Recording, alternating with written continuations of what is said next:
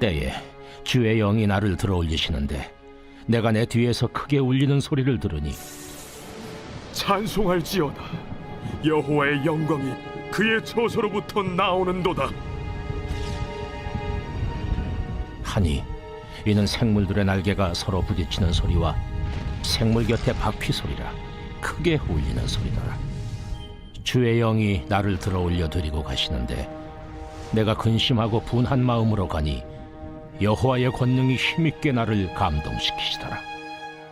이에 내가 데라비베 이르러 그 사로잡힌 백성 곧 그발 강가에 거주하는 자들에게 나아가 그 중에서 두려워 떨며 7일을 지내니라. 7일 후에 여호와의 말씀이 내게 임하여 이르시되 인자야, 내가 너를 이스라엘 족속의 파수꾼으로 세웠으니 너는 내 입의 말을 듣고 나를 대신하여 그들을 깨우치라. 가령 내가 악인에게 말하기를 너는 꼭 죽으리라 할 때에 네가 깨우치지 아니하거나 말로 악인에게 일러서 그의 악한 길을 떠나 생명을 구원하게 하지 아니하면 그 악인은 그의 죄악 중에서 죽으려니와 내가 그의 피값을 네 손에서 찾을 것이고 네가 악인을 깨우치되 그가 그의 악한 마음과 악한 행위에서 돌이키지 아니하면 그는 그의 죄악 중에서 죽으려니와 너는 내 생명을 보존하리라. 또 의인이 그의 공의에서 돌이켜 악을 행할 때에는 이미 행한 그의 공의는 기억할 바 아니라 내가 그 앞에 거치는 것을 두면 그가 죽을지니 이는 내가 그를 깨우치지 않음이니라. 그는 그의 죄 중에서 죽으려니와 그의 피값은 내가 내 손에서 찾으리라.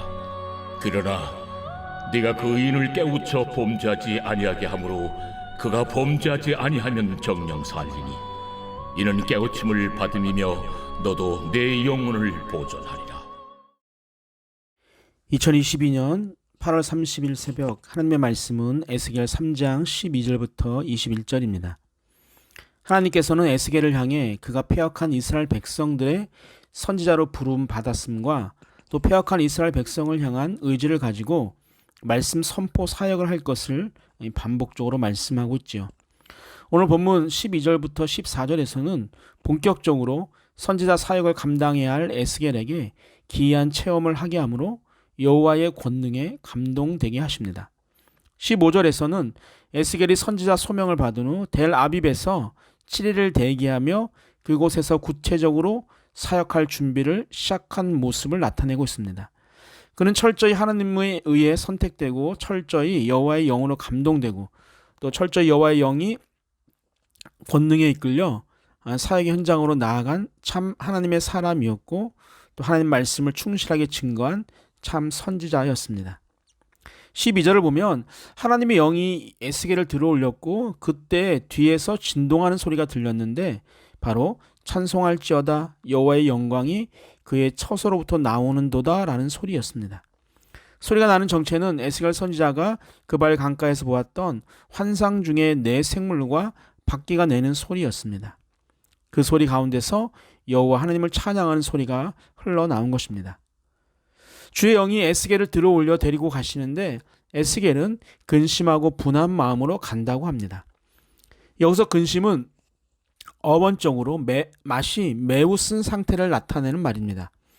동생의 속임수로 장자의 축복을 뺏겼을 때 느꼈던 그 애서의 쓰라린 마음과 또 대적 분인나에게 자식을 낳지 못한다고 모욕을 당할 때 한나가 느꼈던 그런 심적인 고통, 또 이방 땅에서 유다 민족이 전멸될 것이라는 사실을 알고 대성통곡하면서 괴로워했던 모르드게의 쓰라린 마음 등을 나타낼 때 사용되었습니다. 또한 분한 마음은 매우 뜨거운 상태를 나타내는 어원에서 나온 단어입니다. 왕후를 능멸한 하만에 대한 아수에로 왕의 무서운 분노, 그리고 자기 축복을 야비하게 가로채버렸던 야곱에 대해 품었던 에서의 분노 등을 나타낼 때 사용된 단어입니다. 따라서 지금 에스겔이 느끼는 근심하고 분한 마음은 폭발 직전의 화산과 같은 상태를 잘 묘사하고 있습니다. 에스겔이 그런 마음을 가졌던 것은 불의에 대해 의로운 분노를 바라시는 여호와 하나님의 마음을 공유했기 때문입니다. 우리가 무슨 일을 만날 때 정의롭고 공의로운 일을 하는 것은 당연합니다. 그러나 그것이 혹시나 나의 의와 나의 정의를 드러내는 것이어서는 안 됩니다. 반드시 하나님의 마음을 공유한 정의와 분노여야 합니다. 그렇지 않으면 또 다른 한 사람을 죽이는 결과를 낼 수밖에 없습니다. 14절 하반절을 보면 여호와의 권능이 힘있게 나를 감동시키더라 라고 말하죠. 이 말은 에스겔이 패역한 백성들을 상대로 죄를 지적하고 하나님의 의로운 말을 전하는 등의 힘든 사역을 감당함에 있어서 그 사역을 실패하지 않고 성공적으로 돕기 위해 하나님께서 권능의 손으로 그를 강하게 붙잡아 주셨음을 나타내는 것입니다. 우리의 사역도 마찬가지입니다. 어떤 사역이든지 하나님의 능력의 손이 나를 담대하고 강하게 해줄 때 잘 감당할 수 있습니다.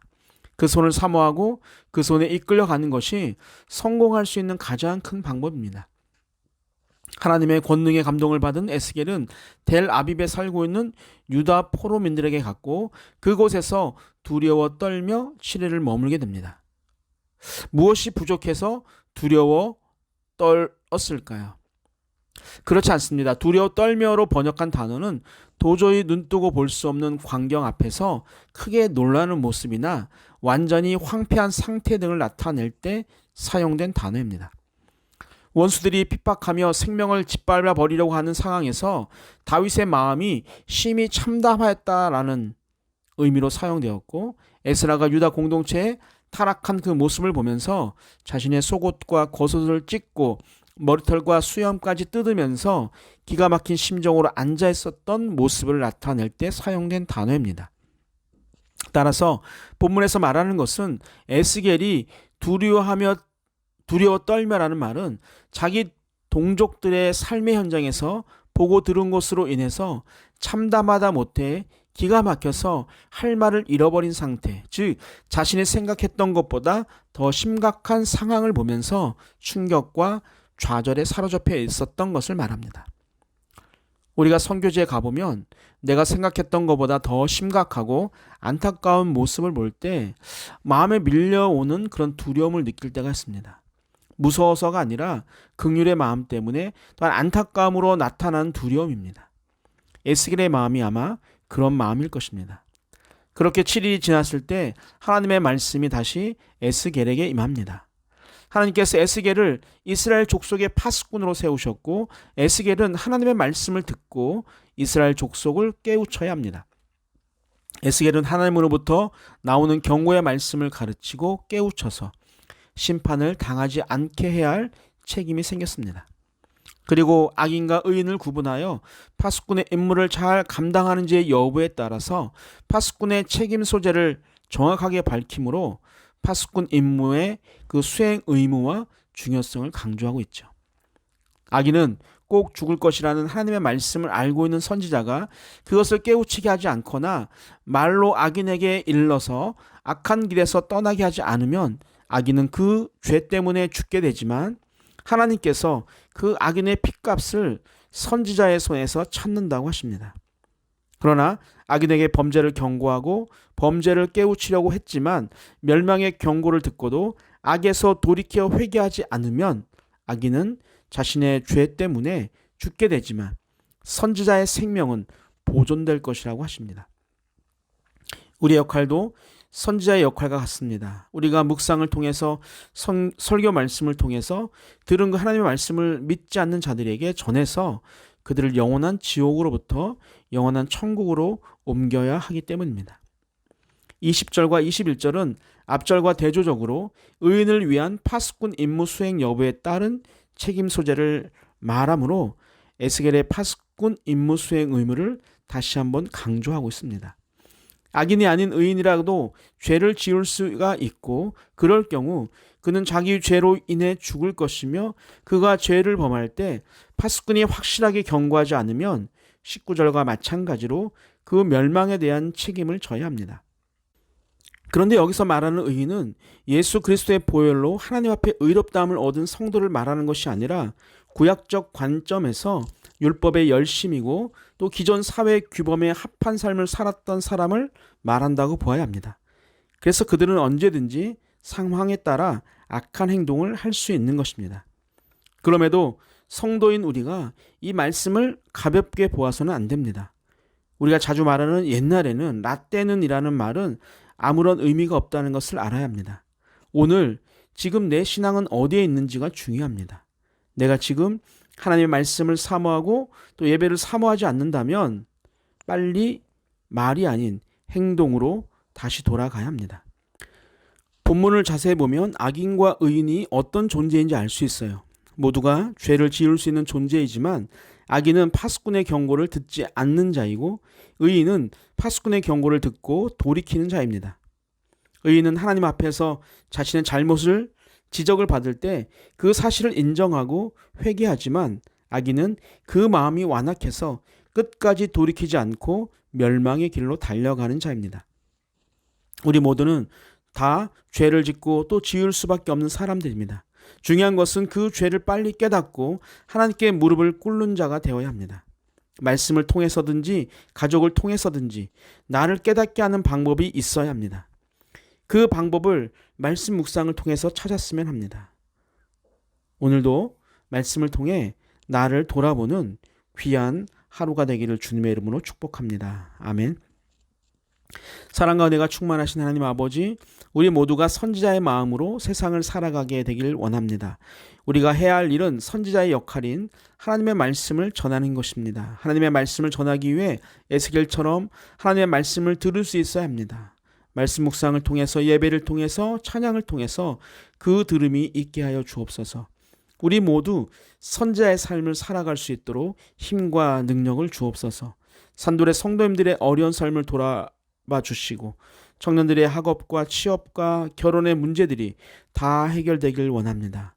우리 안에 간직하고 있는 아픔과 상처들도 주님께서 치유하여 주옵소서. 오늘도 주님의 말씀을 전하는 자로 살아가길 원하시는 감사하신 예수님의 이름으로 기도하옵나이다. 아멘.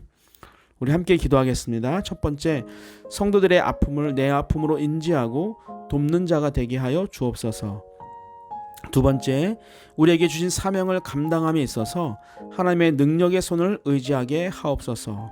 마지막, 어떤 상황에서도 하나님의 복음의 말씀을 전하는 자가 되게 하옵소서. 우리 함께 기도하시겠습니다.